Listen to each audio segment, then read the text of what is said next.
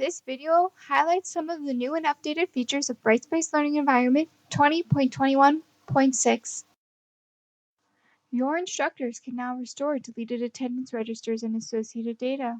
Note: deleted registers do not appear in the attendance dataset. This feature implements PyIdeas D6051 and D1535. The Brightspace editor now allows users to copy and apply text formatting and include app mentions in discussion posts. Note: tagged users are notified by alert notifications in the navbar. To make this functionality available in your organization, the following configuration variable must be turned on at the org level. A new learner engagement card has been added to the Insights portal. This allows users to quickly navigate to individual user-learner engagement dashboards. This feature also adds a visualization in the engagement dashboard summary view.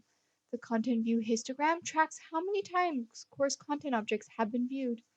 You must have the Can See engagement dashboard and Can Query data platform permissions enabled at the org level.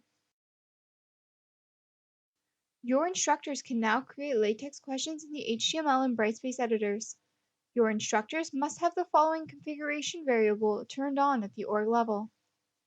This feature implements PyIdeas D1822 and D7732. There are 9 new learning outcomes Brightspace datasets.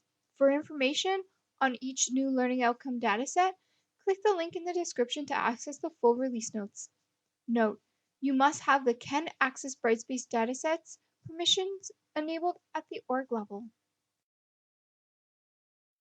The Save a copy of each outgoing message to the Sent folder checkbox has been removed, and all sent messages are automatically saved to the Sent Mail folder. Criterion groups can now be reordered in the new rubric creation experience. This implements PyItem D5263.